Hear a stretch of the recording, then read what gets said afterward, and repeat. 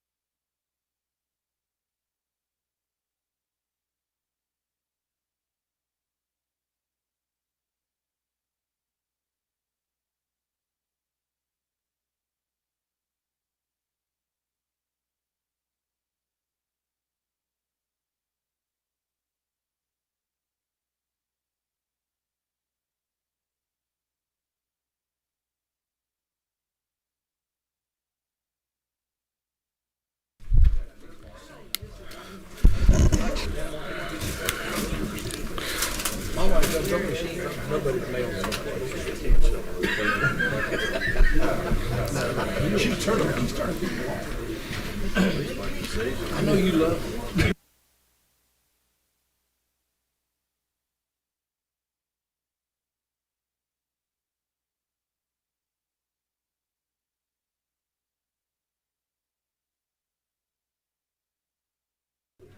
We're going to give everybody just a couple more minutes to get signed up which bill they'd like to speak to. So we're going to Looks like we might be here a little while. might be here a little bit. So.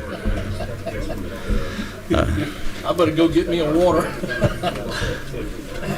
Actually, we have any water here? I'm gonna go get me a water, brother.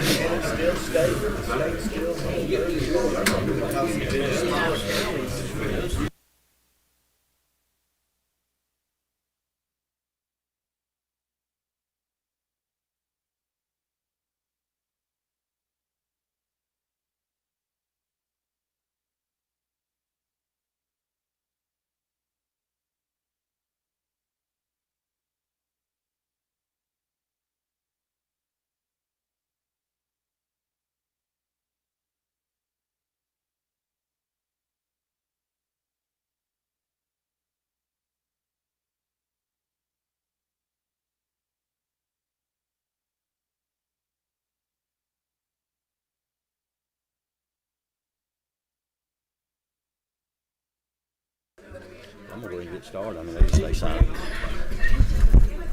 Well, good morning, everybody. I'm going to go ahead and call this meeting of the Environmental Quality Subcommittee of Natural Resources to order.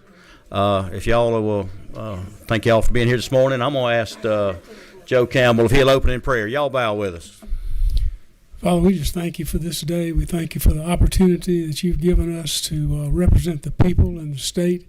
We thank you for that, and we pray that we look to you in all that we do and follow your guidance. In Jesus' name, amen.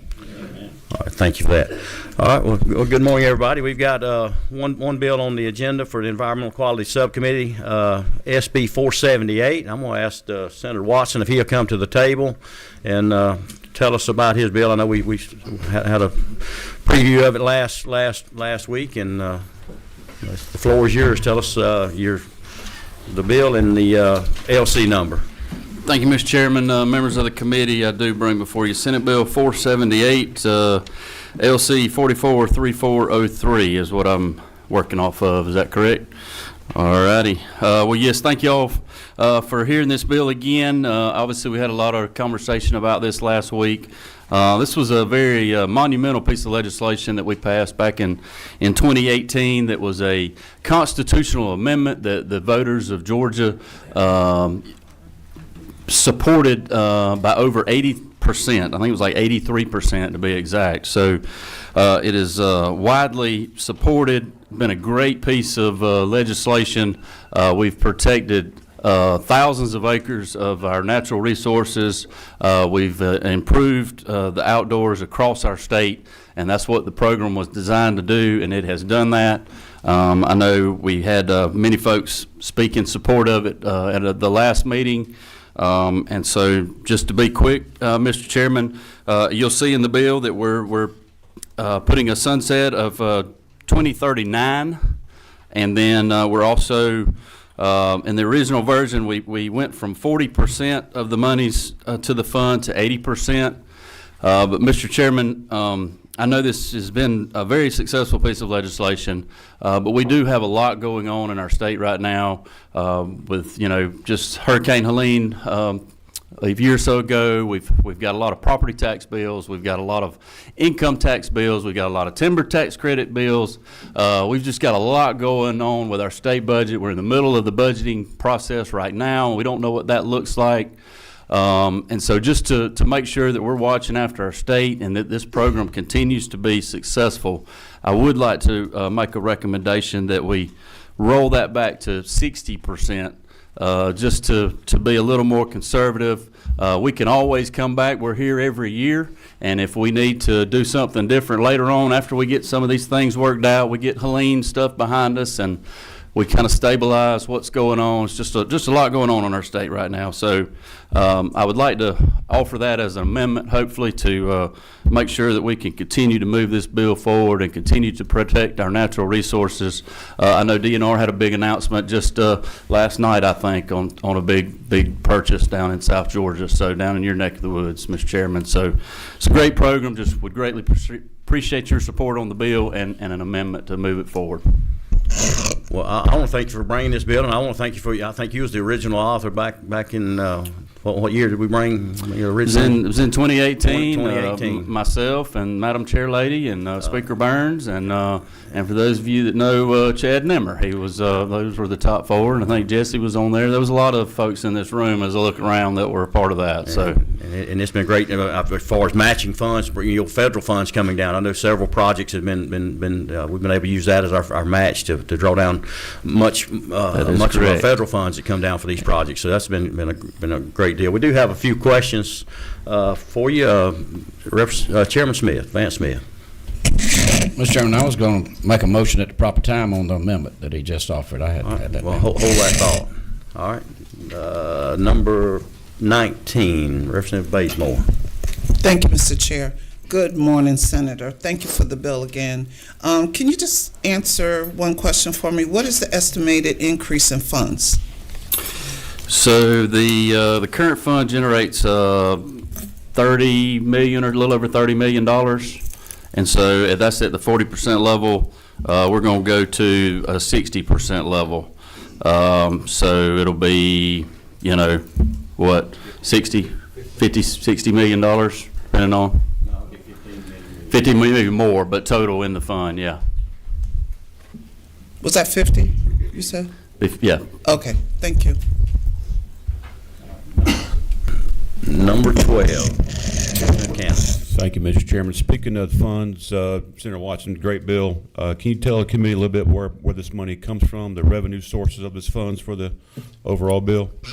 So anytime you purchase anything that you use in the outdoors, and you'll notice that there's a classification code in the bill. So if you buy a fishing pole, if you buy hunting gear, if, anything that you're using in the outdoors, a portion of those proceeds go to this dedicated fund that are used to obviously preserve land, or build a park, or a walking trail, hiking trail. The whole purpose of this is to get folks into the outdoors, and as our state continues to grow, which it has been continuing to grow, we need to make sure that we were able to provide more space for people to do things in the outdoors, and the money is generated from the people of our state who spend their resources in the outdoors.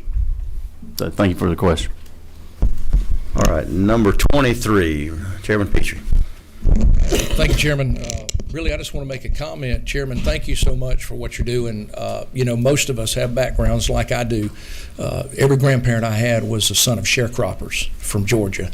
And we've seen this tremendous move forward in creation of opportunity in Georgia, which is a good thing. And I was a large employer myself. We're all for opportunity, for creating opportunity for our people. It's a fundamental that we should all be about as we lead Georgia forward. But at the same time, when you take an area like I'm in that's growing exponentially, if we don't balance that with what you're trying to do here, it really becomes difficult for people to see how rapidly things are changing. So this is balance. This is a great move forward, and I appreciate you bringing the bill. Yes, sir. Thank you for your support on this. All right, number 7, Representative Davis. Thank you, Mr. Chairman. My question is, you were saying that it will produce about $30 million per year. When the consumer buys their product, such as in Metro Atlanta, when it was a cut of 60-40, was it that the metro areas could keep about 60% No, of the products that they bought within their area? So current law is it's at 40% of those proceeds go to the fund. We're raising it to 60% of those proceeds go to the fund. So they're actually going to be able to obtain more resources to improve the projects.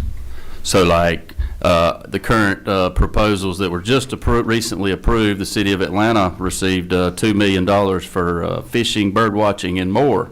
Falling Water Park. I'm not real sure where that is, but if they, there'll just be more money. So our fund's going to increase. So they'll be able to do more projects across the state, not less. Okay, well, I really do like your amendment. So I thank you, because I think that will make people more comfortable with this bill. All right. Thank you. All right, no further questions. We do have 4 speakers, 4 that wish to speak to the measure. Mike Worley, I've come to the podium, and tell us who you're with. And thank you, Mr. Chairman. I'm Mike Worley, with President and CEO of Georgia Wildlife Federation. We're Georgia's oldest and largest member-supported conservation organization. We're celebrating 90 years of work this year. We're here to speak in favor of the Georgia Outdoor Stewardship Act. Chairman Watson has gone through the list of superstars in this room that worked on this bill, on this concept initially. We have a wonderful history. I think it arguably would be considered, I think, the most successful and impactful conservation bill that we've had in this state. Since its inception in 2019, GOSA has allocated more than $142 million across the state on 74 projects. That doesn't include, I don't think, the ones that we just did. Despite that success, we have had to decline 204 requests for funding and projects across the state. There's a tremendous request, a tremendous need, a tremendous backlog of projects to help our citizens be able to get outdoors, to help our citizens be able to enjoy the blessings that we have of this state and our natural resources. So this bill is really designed to allow us to do those kinds of things, to allow us to meet more of the need out there. As we continue to grow, somebody's already mentioned, as we continue to grow our population, the needs are greater every day. So I am really excited. We are looking forward to extending this another 10 years. It has a 10-year sunset, so it has to come back before y'all every 10 years.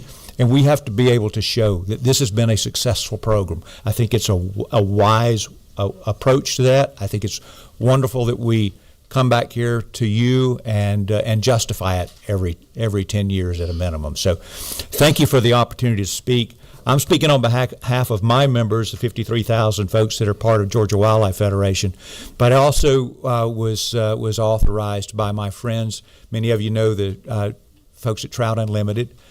We work a lot with them, and their 13 chapters across the state are all supportive of this as well, and they wanted me to make sure I got that on the record with you. So thank you so much for this opportunity. Thank you for the consideration of this bill. Thank you, Chairman Watson, for bringing this forward. Thank you. Glad to answer any questions. Thank you. I don't see any questions or a comment. I think they had the group that went out with Representative Cannon trout fishing last week, and I think they had quite a bit of success. I'm not sure Representative Cannon caught anything, though. He didn't. Representative Cannon did a wonderful job of leading the charge and putting the group together. Yeah. Okay, good organizer. Yes, sir. Good organizer. Yes, sir. Well, thank you for your comments. Okay, our next speaker, and I'm probably going to mess this up. You're going to have to help me out. George Durenberry. That was close. Dusenberry. That's my handwriting, not your fault on that. So my S probably looks like an R. Thank you. George Dusenberry. I'm with Trust for Public Land. I am the state director. We are a national organization that preserves land and creates parks for people. We've had an office here in Georgia for 35 years. And I, too, am here to speak in support of Senator Watson's bill. We're one of the organizations that is able to leverage GOSA to attract private funds, local funds, and federal funds to move projects forward across the state. We've been fortunate enough to receive about 5 or 6 GOSA grants that we've been able to use everywhere from Carroll County up into the city of Atlanta. And one thing that I really like about GOSA is that you really have 3 buckets of funds. And one is looking at those large landscape opportunities of working with Georgia DNR. And what that does is it creates destinations for people across the state, both metro and rural counties, to come and really get out in the outdoors. The second bucket is a stewardship bucket, and that allows for investments in our state parks and other state-owned property. There we see like investments in Panola Mountain State Park, in Sweetwater Creek State Park. So the urban parks as well as the rural parks, GOSA benefits all of them, and all of them benefit from that. And the third bucket is the projects of regional significance at the local level. And that's our opportunity to really plan and to work with our local governments and to track those private and public funds. We were fortunate this year, Trust Public Land was, to receive a grant to acquire some land to expand McIntosh Reserve in Carroll County. And that leveraged the GOSA grant, plus some private philanthropy, plus some funding from the county to do that. That's the magic of GOSA. We know that the money's there every year.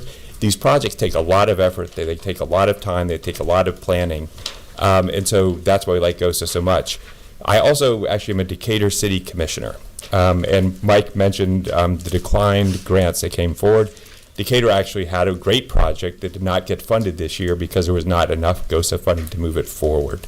If there was additional GOSA funding, there was a higher likelihood we actually would have gotten that funding. And so this legislation would help meet that demand that we're seeing, not just in Decatur and Metro Atlanta, but across the state. So thank you for your consideration. I urge you to support the bill. Thank you. Our next speaker, Stacy Funderburk. Thank you, Chair. Hey everyone, Stacy Funderburk. I'm the Georgia State Director for the Conservation Fund, and I want to speak behalf of this bill and opportunity to to reauthorize the GOSA program and also add to it. It has been hugely successful. We've worked across the state for over 30 years on signature land conservation projects, almost 200,000 acres added, primarily to wildlife management areas, places for people to get outdoors. And it is critical. When I think about signature conservation wins, so many of them have happened in the last 7 years because of this program. So many of them have happened because this program has allowed us to leverage federal dollars, philanthropic dollars to make investments in communities around the state. When I look at that map, I mean, you heard Mike talking about the stats up until this recent cycle. This recent cycle was over $30 million of 14 different projects. And one of the best things about that, I grew up in Middle Georgia. I now live in the city of Atlanta, but when you look at the geographic spread across the map of the communities that have benefited from this program, and you look at the type of projects, historic projects, wildlife management areas, regional parks and trails, these are communities making long-term investments in their future. And that means for their local community to bring business there, for economic impact in the future. I think this is one of the most successful investments in conservation in the country, and it's really just a recognition that Georgia is one of the best places in the country to go enjoy the great outdoors. And no matter how you do that, I mean, I grew up hunting and fishing with my grandfather in Middle Georgia. I now spend time in a lot of urban parks with my two daughters. That is one of the things that sets Georgia apart. And one of the things that's going to set us apart in the future is growing this investment and reauthorizing it. I spend most of my days negotiating on land. It won't surprise any of you that land has gotten a little more expensive over the last 7 years since this was reauthorized. A lot of communities are concerned about development in their backyard. They want to see their open spaces remain. They want to see trail connections and economic benefits in the future. I think this is one of the best opportunities that we'll have to do that, so I really appreciate your consideration. All right, and our last speaker is Michael O'Reilly.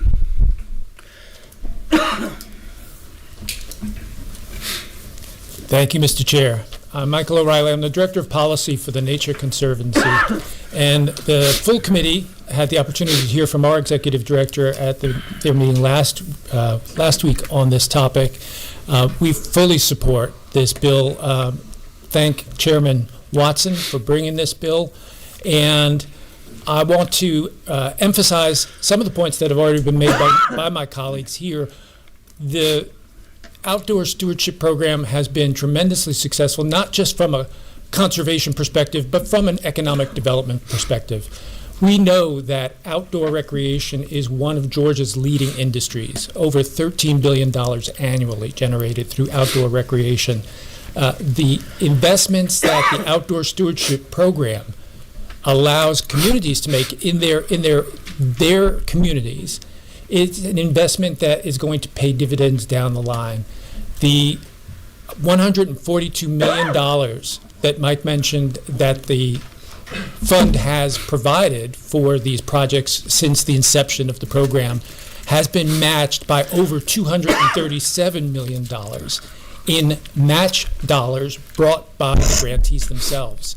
So it's such a win-win type of a program where it's providing the incentive for that private-public partnership that is just so powerful, and we've seen the success of that across our state in so many different ways.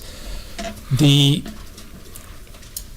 change that we're looking to make in this bill in terms of increasing the amount is still going to scratch the surface in terms of the actual need that exists, but it is what we need to do right now, and I want to just affirm that the proposed amendment from 80% to 60%, we are totally in favor of that, and we thank you all for consideration. Thank you.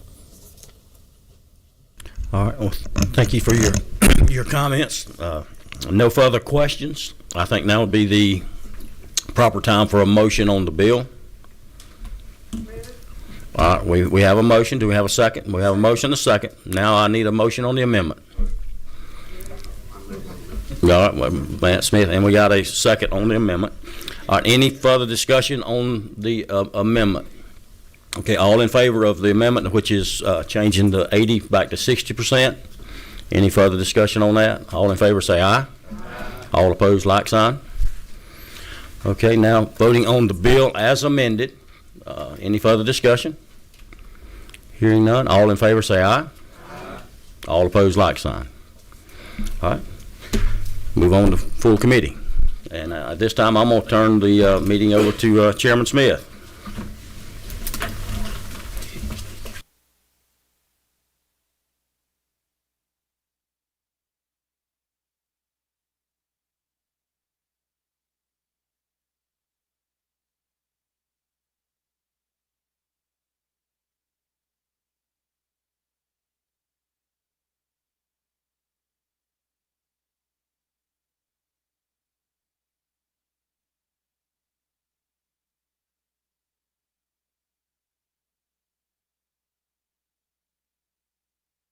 Ladies and gentlemen, give us about 5 minutes. We've got some copies of the bill coming to go in our folder, so just give us just a minute. They're working on that right now.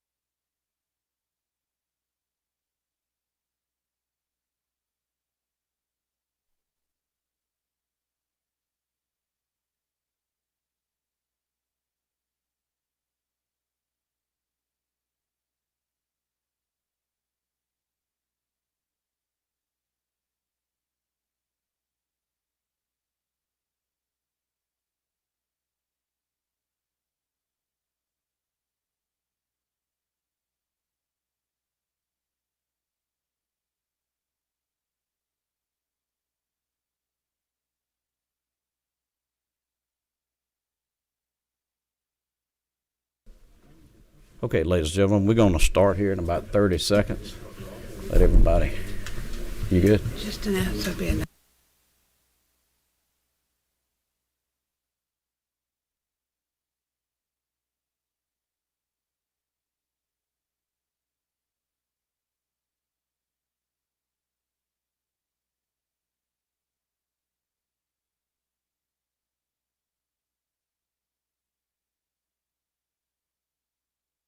Okay, ladies and gentlemen, this is the Subcommittee of Resource Management of the Natural Resources Committee.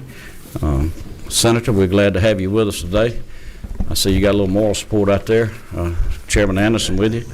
So I'm going to turn it over to you right now and let you go with it. This is a subcommittee. We've got quite a few people signed up. We're going to try to get to everybody. We're probably going to have to put a little timer on everybody. We'll see how this goes and the questions by the committee, and then we'll figure out how much time the members will, citizens will have. So it's yours, Senator. Thank you, Mr. Chairman and committee members, for allowing me to bring Senate Bill 447 before you today. As I briefly mentioned it in full committee, it has to do with land disturbance permits for developments, and that is the purpose of the bill, is to put time frames in there, for expediting those permits in a timely manner where they've been getting delayed, and then also portions of the bill for transparency.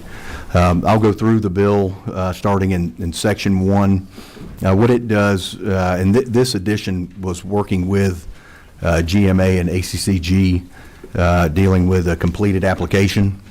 Because in anything you can imagine, not even dealing with land disturbance permits, sometimes folks submitting applications for things, sometimes it's incomplete and have to be resubmitted or documents added, and they were concerned about having that eat into the time frame of when they would review the plans.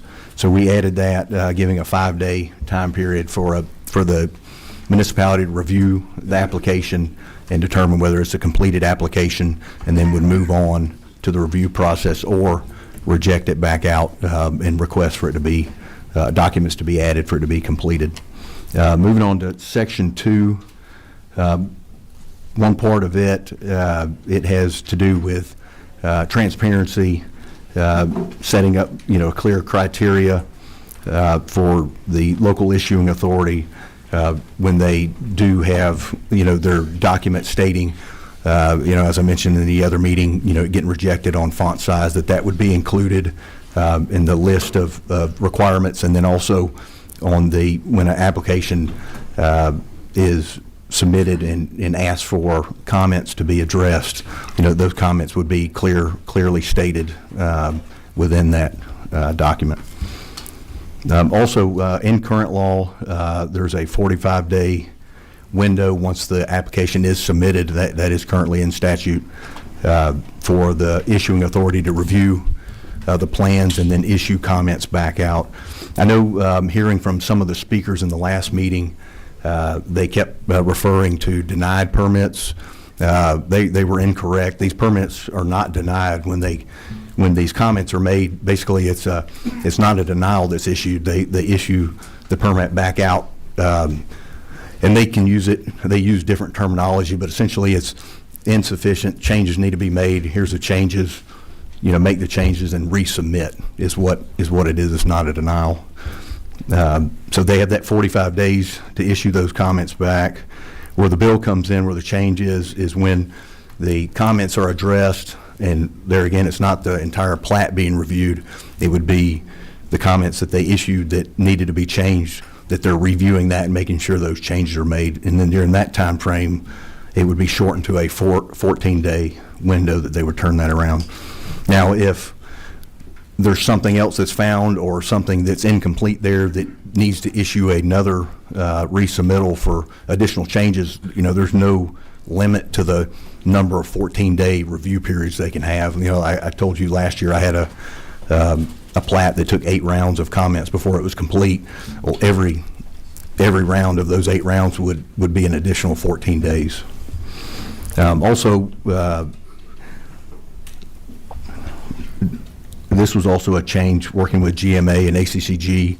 The city of Savannah, there were a few municipalities, but the city of Savannah reached out. They were concerned when they do LDPs or land disturbance permits, they send them out to the state for review, and so we stop the shot clock there. So whether it's the initial or the re-review, that time period would stop while the plans are out of that municipality's hands, and then return back in. And giving a shout out to the city of Savannah, they have their own shot clock on their plan review of a 10-day turnaround.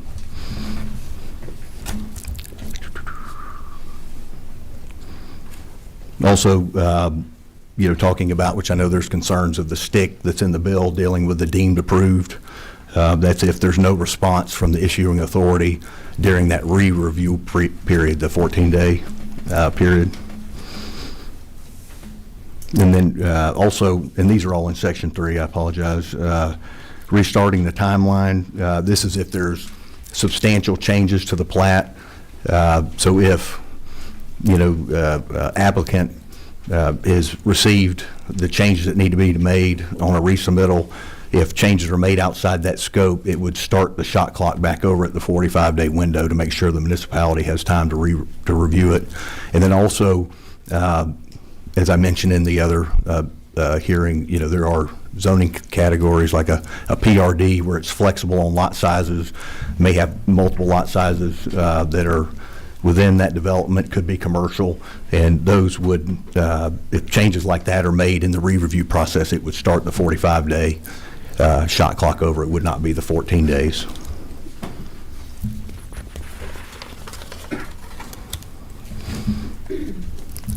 And then as far as for the transparency portion of the bill, this would have an online tracking system on their website with daily updates of the progress of their plat.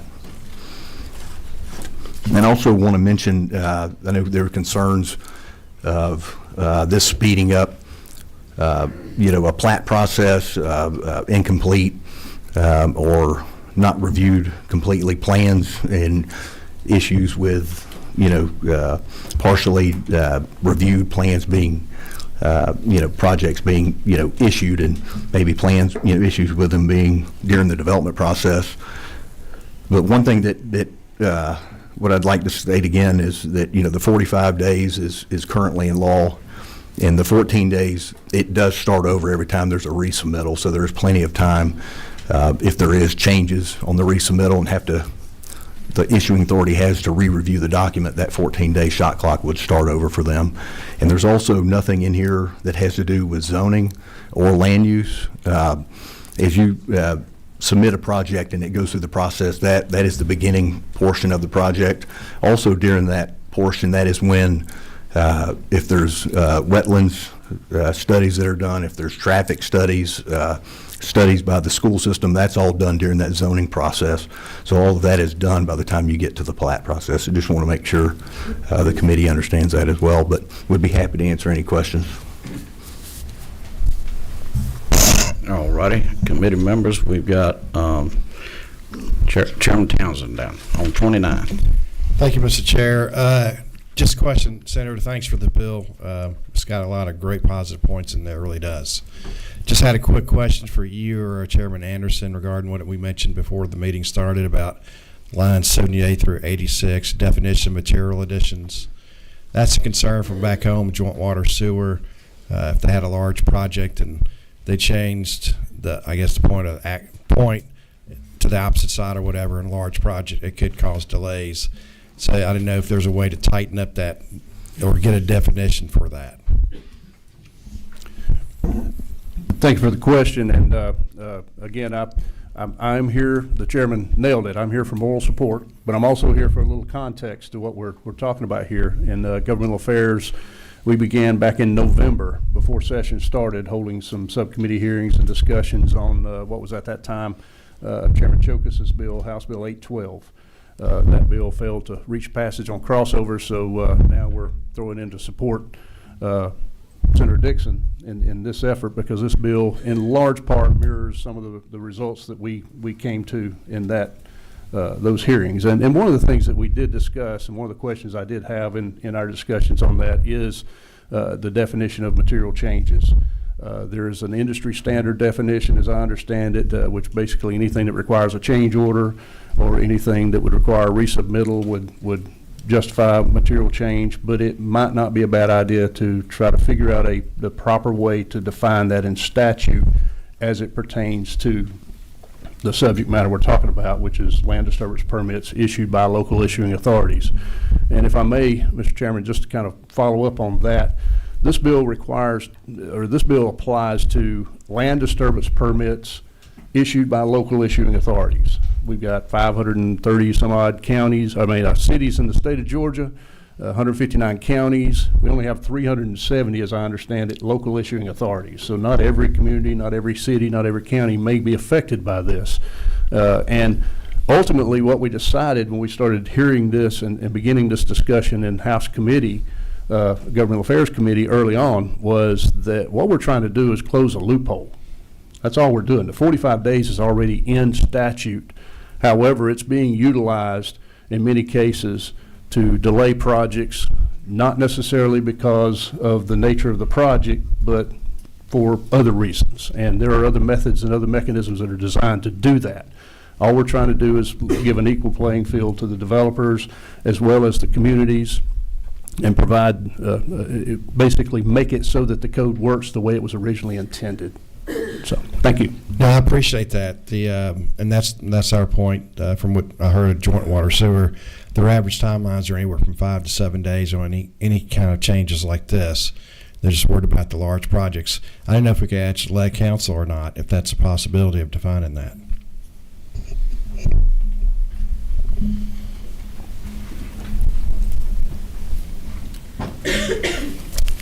Jim? Yes, I mean, certainly that's a term. It's used on line 78, material additions. That could be defined. Obviously, our office would need some input from the policy decision makers as to what would be the appropriate definition for that, but certainly that's something we could add. And that'd be a friendly ask. That's not a, like I said, I think the bill's good. I appreciate what you're doing. That's just a friendly ask. Yeah, that would be friendly. All right. Thank you, Representative Townsend. Anytime we can perfect or define something more clearly, it would be a good add. Thank you for bringing it forward. Okay, Representative McCollum. Thank you, Mr. Chairman. I have so I had asked you a question earlier when you first presented the bill, and my constituents at home, I think you misunderstood, but I had my neighbor. He was building a house on 5 acres of land, and you keep saying developer. But does this not affect, I mean, he had a hard time getting his land disturbance permit on his personal house on a 5-acre tract. They held him up forever trying to get his. So this doesn't just affect developers. If it affects our constituents, is that not true? Yes, you are correct, Representative. It would affect them, yeah, when they're clearing a piece of property like that, even if they're putting up one house or if it's 2 houses, whatever it is, it would affect them as well. Follow up, Mr. Chairman. So, there's, me and you know each other, and I don't like the build-to-rent communities and private equity coming in building houses. But do you feel like that the way that it is now, that it helps these outside corporations coming in to build, because our smaller generational builders that build 200 houses a year, 100 houses a year, they can't hold on to a piece of land that's being developed, and it's take 2 or 3 years to get permits on. Do you think it hurts our smaller builders versus the larger corporations that can just last forever and have attorneys and all that? Yes, it would affect them. Because like you said, your BlackRocks or your large corporations, your Wall Street corporations, they've got much bigger pocketbooks than a regional or a small business owner that would live here locally in your community that would be one of your constituents building houses. Yeah, because of the way they operate on cap rates a lot of times on the for rent communities, it's an asset that's generating income for them. So when they sell it or however they operate off of it, it's sold on a cap rate, where a home builder is just selling the house, one at a time to an individual that's looking to live in the community. And so when you do that, yeah, they can pay more for land, they can pay more for development costs, more for infrastructure, things like that, where a home builder, their margins are much tighter. Thank you. One last question. Make it short. Short. So I'm kind of confused on the emails and calls we've been getting, and from what people have been saying is erosion control is out the window. I mean, this bill makes it, wild, wild west, blah, blah, blah. Is that true? I mean, we still have all that in place. Is that not correct? Yeah, no, great question. I should have mentioned that in my presentation. No, this changes nothing to those laws. That all stays in place. No change to that. Like I said in the first meeting, developers, or if it's somebody building their personal house on acreage that's disturbing a lot of land, they have to, the runoff of that property has to stay at the same rate as when it's not disturbed. All right, thank you. Now we're going to Madam Chairman, number 11. Good morning. Thank you for bringing this bill, and I appreciate the fact that both the Senate and the House are working, as well as our committees, to essentially perfect the bill, is what we use. I was reached out to by soil and water people, and one of the things I learned from them is that they feel like they're understaffed and not have enough money to be able to operate on. So at times they might be the cog in the wheel, which we did not know, or I did not know until this point in time. So just wanted to put that out there. It may be part of our problem with, if we stayed with our existing law and statutes, is we might need to shore up a couple of our agencies to make sure that they have the tools they need. That could be part of the reason why it's slowing down. Yeah, and in one response, working with ACCG, GMA, and comments from the river keepers, if an issuing authority uses the outside agency, that the shot clock, no matter where it is, if it's the 45 days or the re-review on the 14 days, it stops while they've got while they're doing their review, making their comments. When it comes back, then it would start back up. So that should alleviate their concerns on that. Thank you. Madam Chair, if I may, also, Mr. Chairman, I just want to add to that. The point you make is something that we considered as we were hearing these conversations. Also, worked with Chairman Stephen Meeks to incorporate this tolling language in 812, which Senator has included in 447 also, so that if it goes to soil and water conservation districts for review, then that shot clock stops and then doesn't resume until it comes back from them. In addition to that, in the House's proposed fiscal year 27 budget, I believe we've added a little over $250,000 for them to increase staff and that sort of thing, trying to address those issues. We do recognize that's an issue. I get back to 370 or so local issuing authorities, and I'm going from memory, so if I misquote this, just forgive me. Only about 70 of those actually handle these land disturbance permits in-house. 300 of them in that range are sending those permits to soil and water for review. They're getting approximately 4,000 a year. They don't have the staff to deal with that. So the default method to deal with that then is many of those are sent to the federal level to EPA for review. While all that's going on, the 45-day window that we're talking about is stopped. Right. It doesn't pick back up and start again until that comes back through the process back to the local issuing authority. And we recognize the deficiencies in the department as far as funding and personnel, and are working closely with Chairman Meeks to try to address that. Thank you. One further question. Thank you.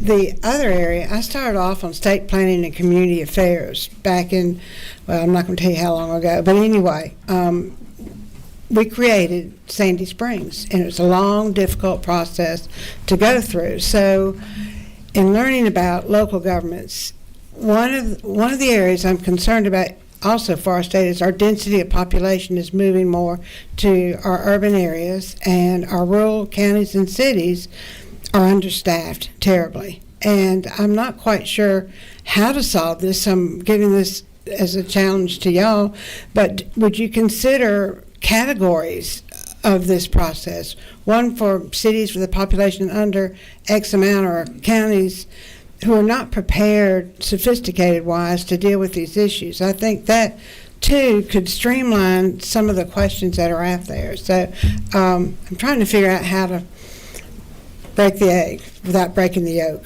So No, I appreciate you doing that, Madam Chairwoman. All right, thank you, Madam Chair. Yep, along that same line, I saw the information from Soil and Water also. I serve as a House member on the Soil and Water Commission, and they are stretched. That may even lead to, if y'all think about it, it may lead to a time of when does this actually go into effect. You know, you might give it a little time before it starts. That's totally, I'll let y'all talk about that, but that would be one thing to look at. And the categories too, you know, you have home building, but then you have commercial, industrial. Is there a consideration given there, maybe having that as a category and homes as a category? But, all right, next is Chairman Petrie. Thank you, Chairman, and thank you, Senator. I appreciate you hearing our concerns today. And I don't want to repeat myself too much because I know we've talked about this and you've been very helpful. We certainly want to make sure that we don't allow, you know, local governments to encumber private property rights, and there needs to be a reasonable time. I'm very supportive of that. I know what you're trying to do.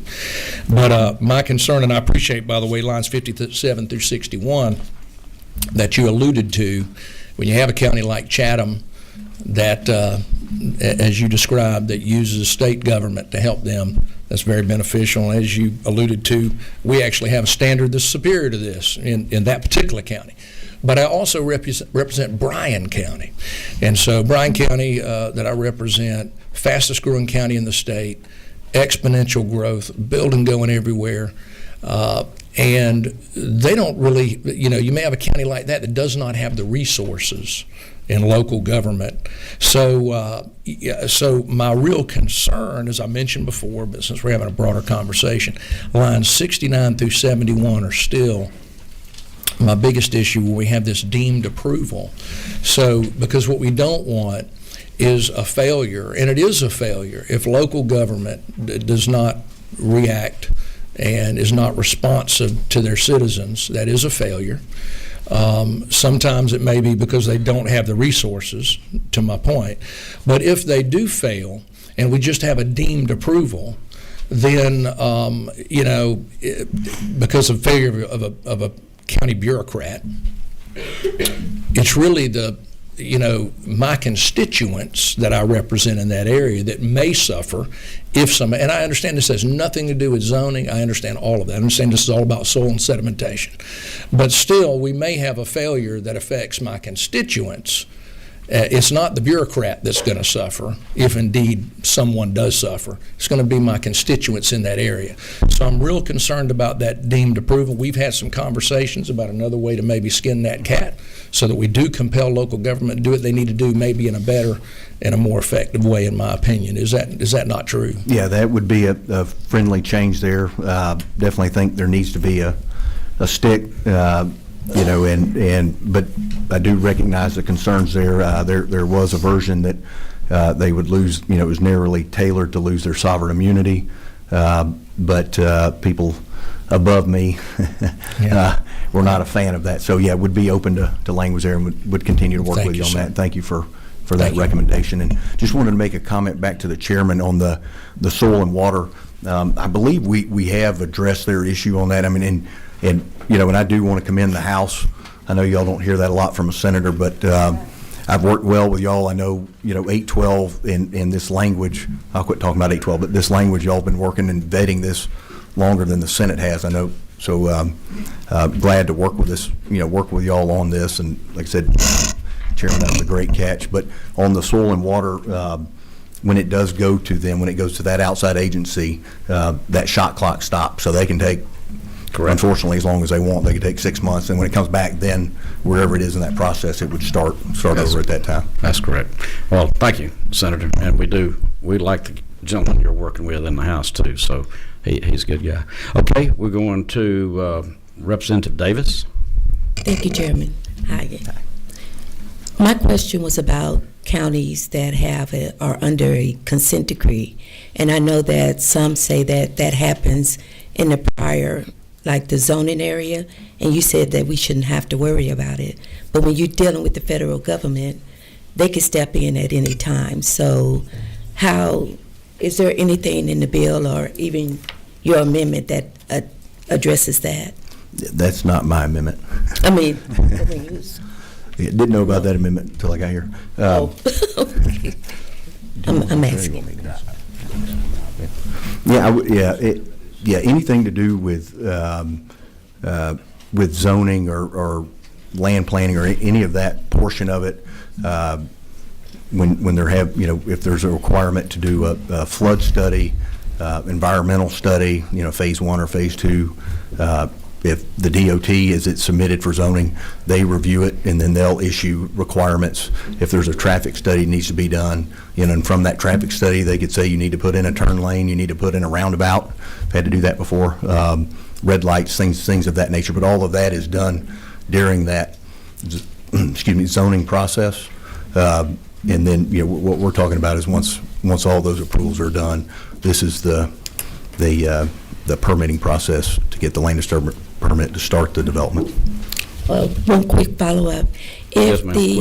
If the people just basically don't want the development and want it denied, in the bill it says it has to be within the law, that will stand, right? Because the Yes, people ma'am. just Yeah, didn't. and what you're talking about there would be during that zoning process, so it would be a public hearing process. They file it, staff looks at it, staff then issues a recommendation, and they may recommend denial or approval, and they list a bunch of conditions. That triggers DOT, triggers if there's needs to be environmental or flood studies, and all that would be done before the zoning. And the denial you're talking about there, once you go to the public hearing process, you go from the Planning Commission, they recommend to the Board of Commissioners, and at that point, that's when the denial could take place, long before this would start. Okay, well, But it changes none of that. It's still a number of unanswered questions in my district, so. Just to kind of follow up and add to that a little bit in reference to the question, local issuing authorities are required to address federal deficiencies, and a federal consent order would probably fall under that as a federal guideline that they are required to address in the process. So if that came into play, then it would basically supersede this. All right. Thank you, Representative Davis. Representative Persinger. Thank you, Chairman, Senator. Thank you for the bill. Just a couple of clarifying questions. I don't want to beat a dead horse, but we have been receiving a lot of emails in the past 48 hours regarding this bill. And two things that keep coming up that I think don't apply, and I want you to clarify, is we're not changing the Soil and Erosion Control Act at all.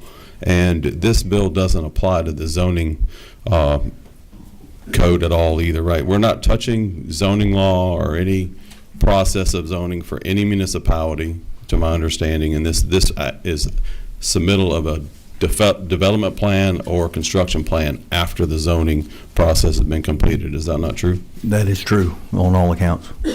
And one follow-up, Chairman, to Madam Chair's comment about maybe working to clarify sizes of governments. I know on lines 163 and 164 you define a local government with a municipality or county issuing more than 250 building permits annually. So we might need to kind of look at some other ways of defining, maybe increasing that number a little bit or defining them in different ways, whether they're LIAs or not. So think about kind of some more ways to define those municipalities to help kind of pare down and focus this to the municipalities we're really concerned about. I would be open to working with you on that. All right. Thank you, Representative Persinger. Now we've got Representative Buckner. Thank you, Mr. Chairman. I understand the need for this to be expedited, but it needs to be done in a safe way for the environment and the community and all of that. I do have an issue with line 69 about the deemed approval, and I do have concerns about lines 113 through 118. It looks like that permit could mean anything from a liquor license to the fire code to building codes, and I just don't know what that means. So I have a concern and I have a question about that section. I like stopping the clock when there's a problem to work through. But I'm saying all of this to say we don't really know, or at least I don't know, where is the real problem where the permits get hung up. Is it the state? Is it local? Is it? And I'm wondering if we could have better legislation if we looked at and knew where the real problems are. I mean, is it all permits? Is it different community? I mean, I have a real issue because when I've asked questions, is this big projects? Is it single homes? Is it smaller projects? Is it rural areas? Is it big areas? And nobody has answered the question where the real hang-up is. Yeah, so, as I stated, in the other meeting, I mean, on average, it's across the state, it's about 11 months to get a land disturbance permit issued. Typically, the time frame's about 2.5 months is what it would be. I mean, there's delays there, but I mean, as far as expediting permits, we could look at the legislative office building across the street. That permit was issued in 2 weeks, I believe. That's a great building. But my point is, I've heard some people say that the state is the problem, issuing the land disturbing and erosion, sedimentation kinds of permits that are needed. I've heard people say it's local, and I just don't know how we fix a problem where we don't know exactly who's the cause of the problem. Well, yeah, I know the problem is that it's taken too long. Yeah, these time frames, they would help alleviate that problem. As far as at the state, yeah, I know there is issues with funding and timing there. That's why we did the carve out. If they're the issuing authority, once it's out of the local issuing authority's hands, when it's in their hands for review, the time clock, the shot clock, however you want to say it, would not be running. It would stop until the issuing authority receives that back from the state. But as far as where the issues, I mean, it could be several different things. Yes, it could be municipalities trying to slow permits because same thing happened, in the late 2000s before the Great Recession. There was a big push of anti-growth push because there was a boom during that time, and we're kind of experiencing that across the state as you hear across the halls, the echoing of more data centers and different things like that, development things, and you also hear members talk about in certain communities a push for to slow growth because we had a big boom coming out of COVID because we had great governance and opened the state back up. You did have a big explosion there. But I mean, as far as where the issues are, yeah, the local authorities slowing it down, and then also you do have local authorities that use an outside engineering firm to do the reviews. A lot of times they're on an hourly basis, which could slow the process down as well. All these time frames and shot clocks, they're very reasonable to give time for the local issuing authority to review the process or the project, and in the end, make sure that it's the completed application before it's issued. Okay. Well, I'd love some answers at some point about that 113 to 117. Am I reading that right, that all of the permits it's a wide list of permits? Because it says all. If you read further, if you look at in line 114, the first few words there, the development of real property, and that's repeated at the end of that subsection also, yeah, or the paragraph 118. That's the only permits we're talking about is development of real property.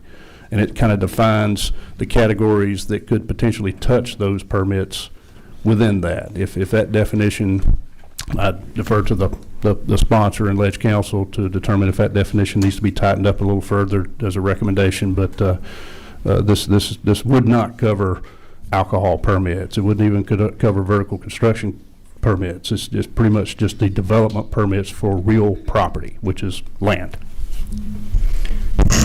All right. Well, I will say, I think there are issues on both sides, parties on both sides, let me say that. But if you've got guidelines and standards that are set up, both sides have to meet those. So I think we're just trying to get some clarity here. Okay, we've got to be out of this room at 10:30. Ag Committee is meeting in here. Some people in here are on the Ag Committee, I would imagine.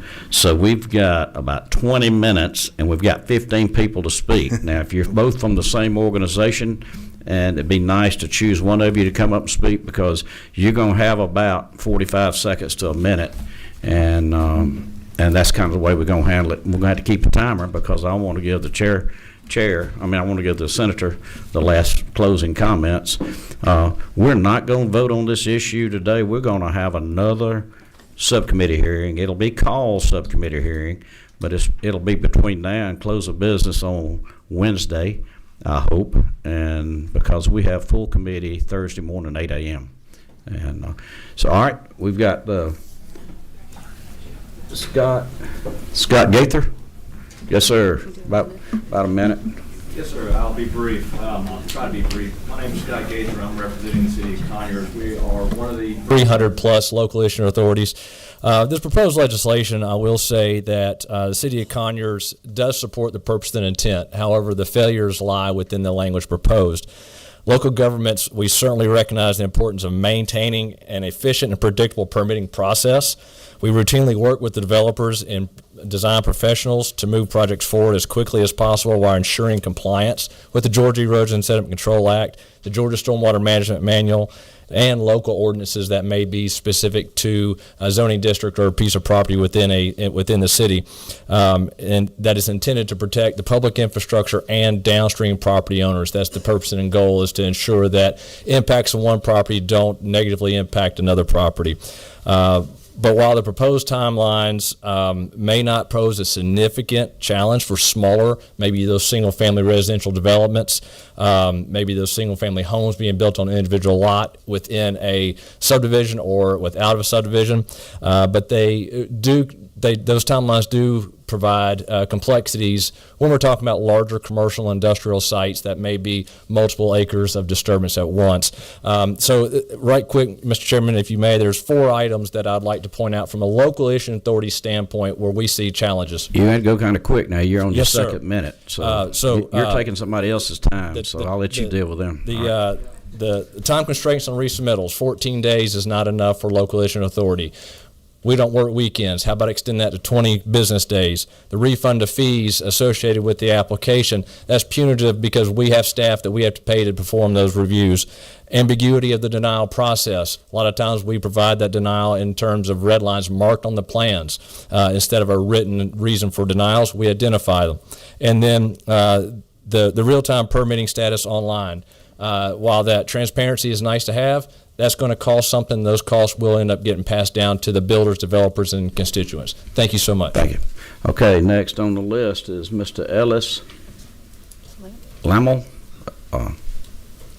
You can correct me when you get to the podium there, Mr. Ellis. Mr. Chairman, my life has been one mispronounced last name for a long time, and I know I just got a short period of time. I've always been taught, if the machine's working, don't fix it. The soil and water conservation districts throughout the state of Georgia do everything they can on a volunteer basis to ensure that the natural resources and waters of the state are protected. The Senate, the House, and the General Assembly in 1975 approved the Erosion and Sediment Control Act for Georgia. They allotted 45 days for each submittal of a set of plans to be reviewed at an allowable time to make sure that they meet all the requirements in the Erosion and Sediment Control Act. I thank you for your time, and I won't take any more. Thank you, sir. Mr. Brad Mock. Hey, Mr. Chairman, members of the committee, thanks for having us. I'm representing the Georgia Association of Realtors. We support this bill. If there's an opportunity to increase supply for residential housing and that gets everybody on the same page, then that's the way we want to go. I think what you said about giving a set of guidelines, getting everybody in the same place, moving in the same direction will go a really long way. Any changes there that are opportunities that the senator wants to make that are moving in a forward direction, we're supportive of. Thank you for your time. Thank you, Mr. Monk. George, how you pronounce that? Kelichek. Mr. George Kelichek. There you go. Thanks, sir. Good morning, Rockdale County Soil and Water Conservation District, Upper Okmulgee Basin Area Council. Bring to you some constructive knowledge this morning. With all due respect, I've been involved as quickly as I could, testifying back on November the 18th regarding some items.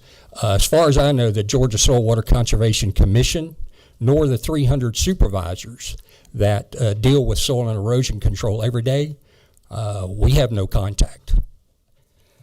So what we do have, there are 3 very nice training videos that we have, and 99% of these issues come up from incomplete plans. We have the tools, but we need time, at least a year, to be able to get to all developers, builders, and citizens across this great state to protect our natural resources. Also, here's a set of plans, just one. Why don't you take a look at all of the checklists that a plan reviewer has to go through? Let's slow this down. I think we can come to a very good legislation, but we need to get in front of everyone so they understand what a plan reviewer does and all of the concerns and issues that we have on a day-to-day basis. So again, we're here to help. We're not here to condemn, but we're in this boots every day, and we would like to work with the legislators and you all to have the best plan possible, because there's some misinformation that's been provided to you this morning. Thank you very much. Thanks, sir. Miss Alice Keys. Thank you, Chairman Smith. My name is Alice Keyes, and I came up today from Brunswick to speak to you on behalf of 447. I'm here representing 100 Miles, a coastal conservation organization. We're asking you not to adopt Senate Bill 447. After hearing the testimony of so many home builders and real estate associations, we understand the need for a change. We understand the need to tighten up the erosion sedimentation review process, but the devil is in the details. And if you read the actual language in the full bill, you will see that this provides developers a real workaround for bypassing a lot of important local government restrictions. As Ms. April Lipscomb testified last week, there's unintended consequences in the bill, particularly related to Section 4. And if you look at Section 4, it defines permit as any license, permit, or other official governmental approval of the development of real property, which is subject to interpretation. Section 4 imposes the established 45-day time period and the new 14-day time period on licensing and permitting related to Title 36, which covers the licensing of gas stations, the operation of private wastewater treatment plants within the jurisdiction, and even the prohibition of adult bookstores and movie theaters. The 45-day and 14-day time period is also imposed on state fire safety requirements for buildings that present special hazards, including buildings that are 3 stories or more high and utilized by residents of 3 people or more, and hospitals. So Section 4, in our opinion, should be eliminated altogether. Because worst case scenarios can become reality. Bad actors will know the devil in these details that Senate Bill 47 opens up, leaving our residents in the dark and at risk. So Georgians, new and established, expect and deserve safer buildings, reliable infrastructure, and clean water. Please do not pass Senate Bill 447. Thank you. All right. I apologize for mispronouncing your last name. And Mr. Chris, I'm going to let you pronounce your last name. Sure thing. Thank you. Thank you. Dr. Chris Marinello, Chattahoochee Riverkeeper. Thanks all for being here. Organizationally, we have been opposed to SB 447 as written.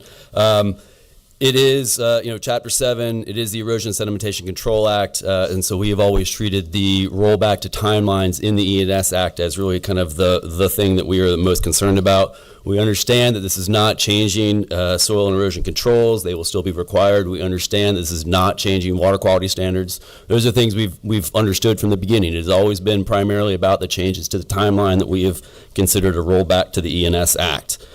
Because we have these concerns that larger projects will move through, maybe that 14-day shot clock that has been added is that kind of that critical new piece, that will kind of create a situation where plans of any size for any type of development, whether or not it's a 5-acre or a few hundred acres, that these are the types of projects that could be more complicated and require more time, but that with this 14-day shot clock could slip through. So again, those are our primary concerns that we've always been, that we've kind of articulated our concerns, kind of line 52 there, and then that also ties in with line 69 and 70 with the automatic approval.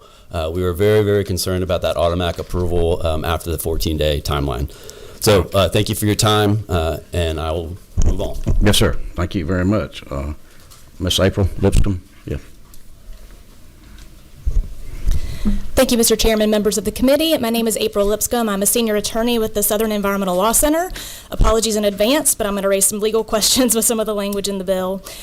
So right now, it's unclear if there's ever a final decision by the local issuing authority. So if a permit is denied, an applicant can resubmit the application, get that 14-day compressed timeline, get denied, resubmit the application, get another 14-day timeline, get denied, so on and so forth, right? So I know it's St. Patrick's Day, we're setting up a Groundhog Day situation where we just see this repeated cycle of denials and resubmissions, okay? That's a problem. There's also a question about exhaustion of administrative remedies. So if a permit is denied, can a permit applicant immediately challenge that denial, or do they have to actually resubmit, get a 14-day review period, get denied again, and how many times do they have to do that until they can finally challenge that decision? These are serious questions. I think it would benefit everyone to have those resolved now before a judge decides it later on. And the last point I want to make is that I'm also really concerned about that automatic approval or issuance of a permit if the deadlines are not met. So LAAs are supposed to determine the actual conditions that go in these land disturbance permits, right? That's on lines 88 and 89 of the bill. So if a permit is automatically issued, who is deciding what those conditions are? Is that the applicant? Are we allowing applicants to write their own permits? That doesn't seem right, especially because the E&S Act is supposed to shield applicants from liability. If they get a permit, they follow it, they comply with it, and then unfortunately they still have problems, they can, be shielded from liability. So we're setting up a situation where an applicant could essentially write their own permit, comply with their permit, but cause problems, and then not be able to be held liable for the cause that they harm to their neighbors. Thank you. Thank you.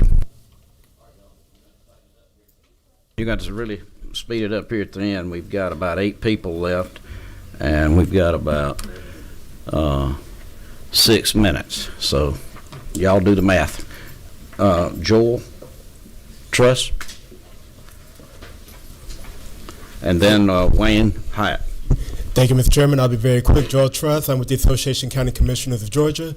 I'm pretty sure everybody on this committee knows where to find me. We've worked with Senator Dixon and Chairman Anderson. Thank you very much.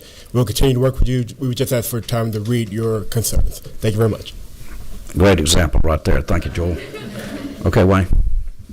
Thank you, Wayne Hyatt, President of the Greater Atlanta Home Builders Association. Just 2 things. I've submitted 2 permits, land disturbance permits, in the last year and a half. 7-acre development, 8-acre development. Not a single permit in less than a year. Think about it. Thank you, Wayne. Jordan, yeah, there you are. Thank you, Jordan Tench. I'm a small local home builder in the North Atlanta area. So we build about 100 homes a year, which is kind of, again, on the larger of the small side. I want to put a couple examples together and kind of really some of the questions of where this goes to. So Gwinnett County, 5 months for a permit. City of Suwanee, 6 months for a permit. Cherokee County, 7 months for a permit. These were 2019.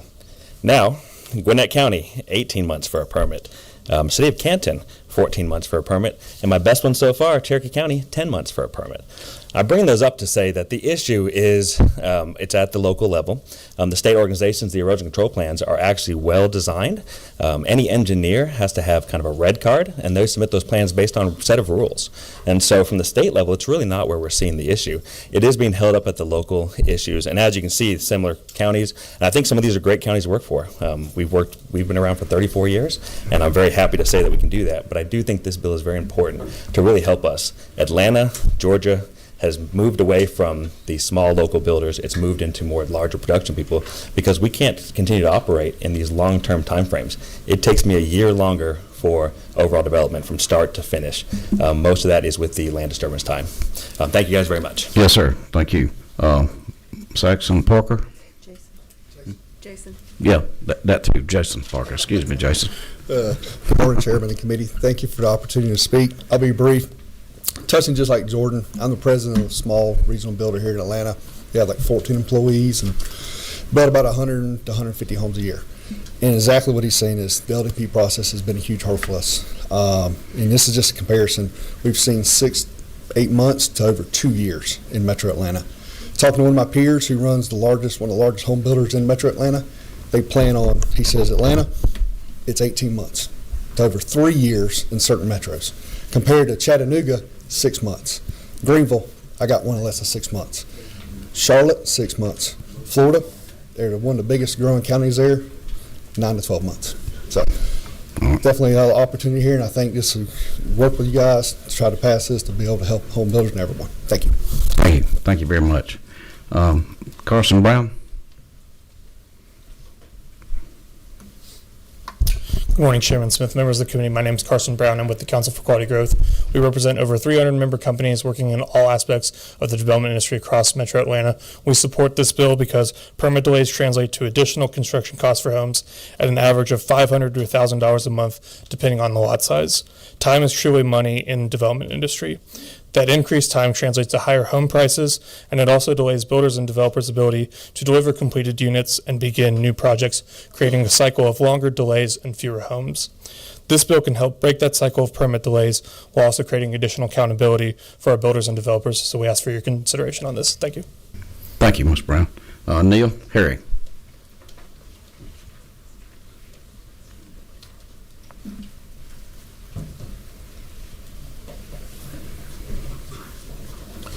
Thank you, Mr. Chairman. I've been watching this stuff since the 1980s, the Joe Franks thing. This is an amazingly popular issue in terms of the number of people involved. Joe Frank filled hearings all over the state talking about dirt in streams. The DOT was the main offender then. Today, the big offender is the data centers. Get them out of this bill, please, sir. Thank you. Thank you. Jay Knight. Good morning. My name is Jay Knight. I'm a home builder here in Georgia.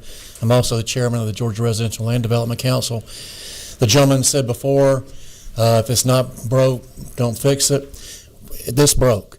The average age of first-time home buyer in Georgia is 40 years old. 65% of Georgians can't afford a medium-price home. This is a very modest step towards just trying to comply with existing things that are already existing. A 45-day time limit is existing.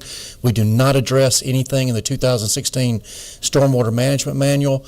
We don't address any standards there. I've got 50 examples of permit processing times from Bryan County to Blairsville to Columbus, and the average is 11 months for something that should take 10 weeks. And thank you for your consideration. Thank you very much, Jay. Mr. Austin Hackney. Thank you, Mr. Chairman. Just because you're last, you don't get the rest of the time. Understood. Thank you. You wrap it up now. I'll be brief. I just wanted to thank you for the opportunity to address the committee and thank the Senator and Chairman Anderson for speaking to the bill. Senate Bill 447 is a critical piece of legislation for the General Assembly to pass this year. For housing affordability, as you've heard today, there is real cost involved with the carrying cost to hold this land for longer than is necessary, and that carrying cost gets passed on to home buyers. There are studies that we see today that show that that's a real percentage of the purchase price that can be attributed to that carry cost. So you have an opportunity to do something about that today with this pro-housing affordability bill. And as has been said, if a local community does not want this development, there are many processes in place for them to put a stop to that through the zoning decisions and the zoning power that they have. So my plea to you would be to pass Senate Bill 447 that would add some efficiencies to the processing of these land disturbance permits that all happen post-zoning decision. And thank you. Thank you, Mr. Hagerty. Representative Corbett. Thank you, Mr. Chairman. Thank you, Senator, for bringing the bill. I've hearing people talk, members on the committee. I think the line 69 and 70, they seem to be a common concern there about being automatically deemed approved if you don't meet the deadline. And in a previous life, I was part owner in an electrical company. We bid several jobs, and we'd have a deadline that we had to meet. And if we didn't meet that deadline, we get charged liquidated damages. And so we never had to do that. So we always made sure when that deadline was approaching, we did whatever we need to do to meet that deadline. Would that be something to look at here? Maybe some sort of liquidated damages type on here to incentivize it, go back to the contractor, help him defer some of the costs he's incurring. Have you looked at that? Would love to work with you on that language. That would be friendly. Understand the concern with deemed approved.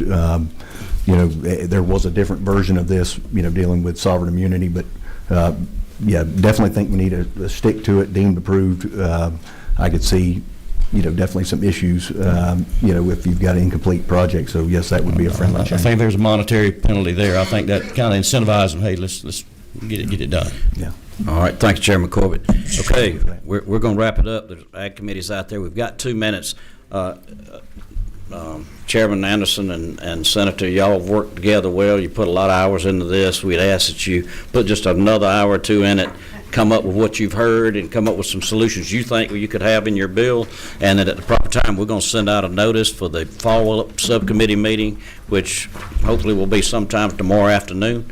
And we look forward to hearing and seeing the new substitute that you bring to us. Thank you very much for your hard work. Thank for all the people that spoke at the podium today. We appreciate your concern, and you wrap it up. Yeah, I just want to make one comment there were some comments made by an environmental lawyer. Didn't catch her name, but she was incorrect in a couple of things she said. Kept hearing a workaround for developers. This is not a workaround. And then also she kept saying denial. I think she's misinformed there. As I stated, in my opening remarks, you submit an application, you submit for your plans, they review them, they come back with comments, 45-day window there. There's no workaround. All this does is when it's resubmitted, like I belabored the point, I know, but with those changes made, you've got the 14-day window for them to issue any further comments or approve it. If they issue more comments, you got another 14 days. And and she was correct on that, there is no stop to that, because if they don't have it right, then we don't need to put you can only, issue, 5 resubmittals. We want the municipality to be able to reissue it until they get the project correct. But just want to make those 2 comments. All right. Thank you, Senator. Thank you, committee members. Appreciate y'all's time and your questions. We adjourn.